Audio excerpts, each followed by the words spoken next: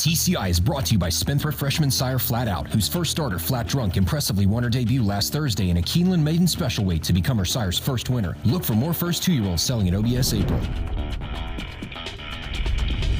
Welcome back to TCI, your inside track to the Triple Crown. Alongside Joel Cunningham, I'm John Siegel. Well, Joel, we have one more race to recap. It was 100 points on the line, $1 million on the line. We saw Classic Empire coming into this race. We discussed last week, we thought that his class could get this done. Joel, it looks like it took everything he had to win the Arkansas Derby. He won it on class, no question about it. Arkansas Derby is always that last prep, John, but it's been the most important prep, in my opinion, if you look at it just collectively over the last half dozen or so years. And we've seen some champions come in, particularly American Pharoah, horses like that, really cement themselves as the favorite. He had a lot of his reputation to get back in this race after what happened in the Holy Bull and some training antics, and I think we at least saw that. Now you could be looking at the favorite. Let's look at the race replay here as they turn for home. You know, the track was really fast at Oaklawn on Saturday. I think that's important to note. I think it kind of played like the Santa Anita Derby a little bit, in my opinion, in that regard. See the lime green silks, Conquest Mo Money from Sunland Park. He's all over the place here, but he was your pacer. He was up on the lead. Malagasy was forwardly placed. They're leaning all over each other here, but they're waiting to be caught. I think the speed held up. Classic Empire, in my opinion, look at him on his wrong lead there, again finishing up. You know, may have lost a little focus there when he broke clear of the horse that he passed on the inside there.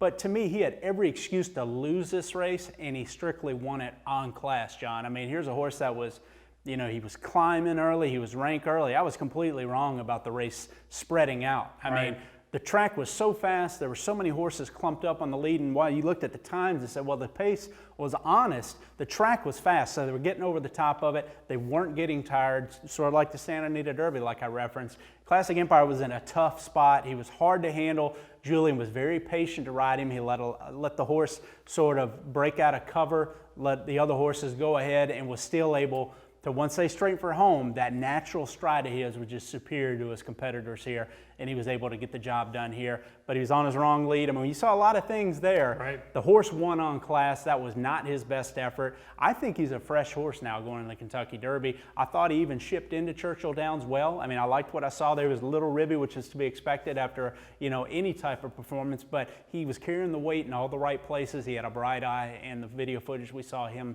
shipping to Churchill, so I'm very anxious to see him. I do think he ascends to the top of the list now because I think he can still even run better, and he's going to have to. I mean, if you compare that race to Oaklawn Handicap, which once Midnight Storm did not show up, that was not a good race. That was a listed type race and they were older horses, but they ran 5 buyer points faster in a faster final time than Classic Empire did. So this was not a great Arkansas Derby. You know, looking at Lee's the only other horse in the race that showed a rally that to me, you know, could get a piece in the Kentucky Derby, but even he's a long shot that can probably only run 3rd or 4th at Churchill Downs. So it wasn't a great race, but I was very encouraged by some signs of the champ, you know, winning on class here, and I do think he has the upside over the next 3 weeks to even move forward off of this as a fresh horse. All right, well, you mentioned him climbing the ranks on a few lists. I just wondered, did he do enough to get to that #1 spot on the TCI top 10? He did for me. I mean, that's where he started the year for us, John, and that's where he's going to end back up, going into the Kentucky Derby again. A fresh horse. I think he'll move forward off of this, and we know he loves Churchill Downs. Just go back to last year and his form there. I think that's a big variable. And another thing that's interesting to me, look, this top 5 is basically going to be everybody's top 5. It's going to be mine. It's going to be everybody in the industries, essentially. You know, the order of preference for me is geared to horses that I think are tactical. I have 2 closers in here, McCracken, who loves Churchill Downs, and Gunnevera, 2 closers I really like. But look, if the Derby plays like Churchill Downs plays like it's been the last couple Derbies, the track's extremely fast, the closers are going to have a tough time, and I think you need some tactical ability. And really, I start looking at the pace of this overall field of 20. I don't see a lot of pace signed on here. Battalion Runner is really the only defined front-running type horse, in my opinion. So if it's a moderate pace, I give the closers a big disadvantage, especially if the track's playing fast.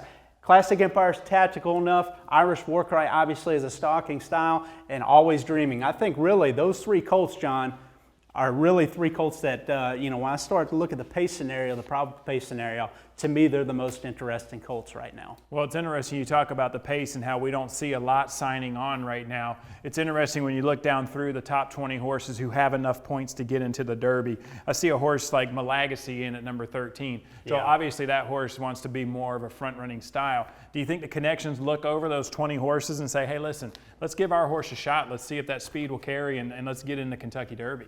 It's possible. I mean, Malagasy, you really got to be thinking about distance limitations with him, and we were concerned about his quality around 2 turns. I mean, he won the Rebel, but we did not think that was a good race. And to me, he was a little bit exposed, going another 16th of a mile, in my opinion, the Arkansas Derby. And I know they thought there were some legitimate excuses for him breaking from the 12 hole, and I agree with that, but speed wasn't backing up. He had every chance to go by Conquest Mo Money.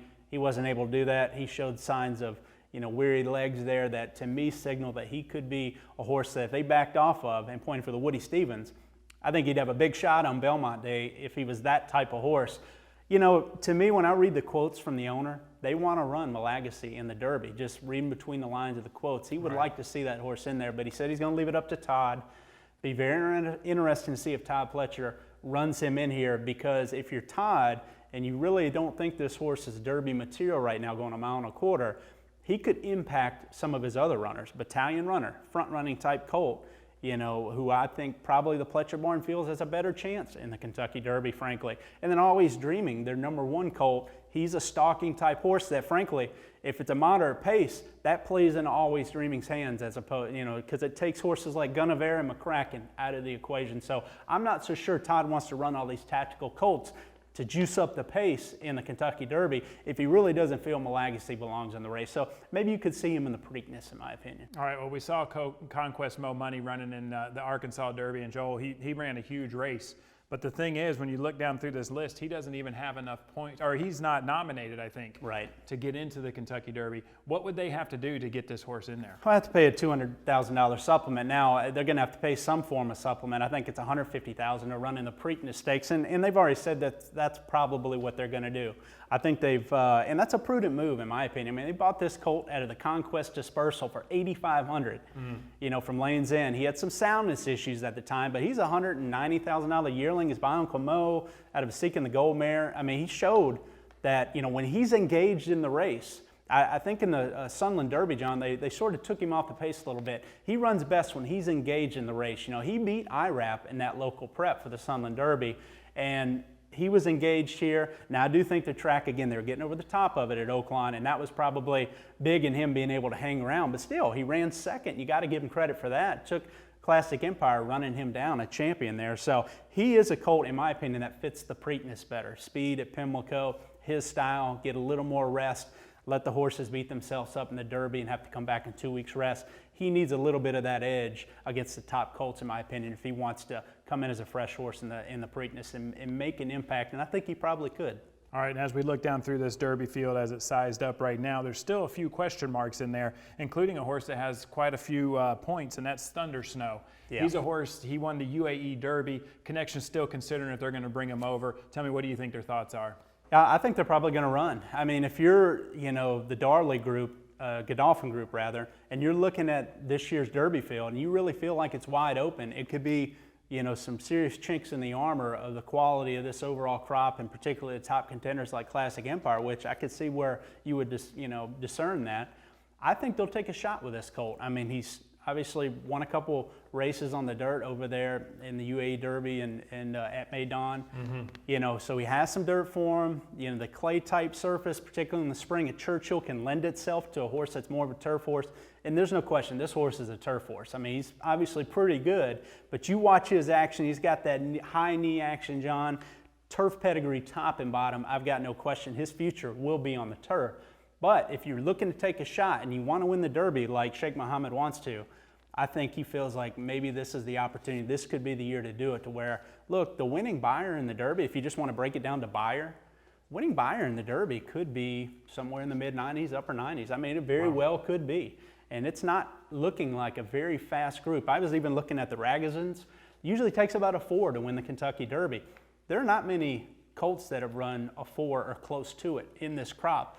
A 5 or a 6 might get the job done this year, just like it did when California Chrome won the Derby, and we thought that was a weak field that year. He was the definite headliner. He ran a 6 on the sheets, one of the slowest Derbies by the Ragozin sheets in the last 10 or 12 years, and he was able to win. This group sort of looks like that.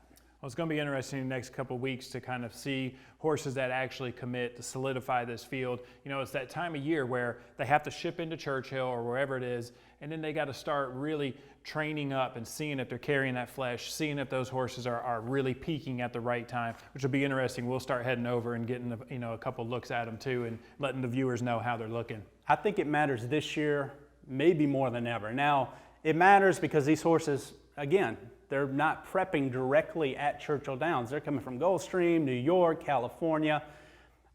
Churchill's a typey track. I mean, Ty Pletcher, what is he, 1 for 46 in the Derby or something? And he's self-admittingly said that his horses, sometimes he doesn't know, like Princess of Sylmar, I think shocked him when she won the Oaks. Now, she turned out to be really good. And he said other horses that he thought would run great at Churchill Downs that haven't. And I think that's why he doesn't have a string there, because he, in his particular program, you know, I think he's a little concerned about how his horses will run over that track. So just making the point that you never know who's going to like and take to Churchill. These 3-year-olds blossom so much. The weather's changing this time of year. I think this year more than ever, the few weeks leading up to the Derby, getting eyes on these colts, who looks like they're really, you know, sitting on maybe a breakthrough performance or at the top of their game. Horses like Gunnevera, we've talked about him, you know, in particular. What's he looking like? How's he trained over the track? What's he physically looking like? That's going to be very important, and we'll start getting our first look this weekend, and it should be a fun 3 weeks. All right, thank you, Joel. Thank you guys for watching. Make sure you come back next week. We'll get eyes on these colts, and we'll let you know how they're looking leading up to the Kentucky Derby.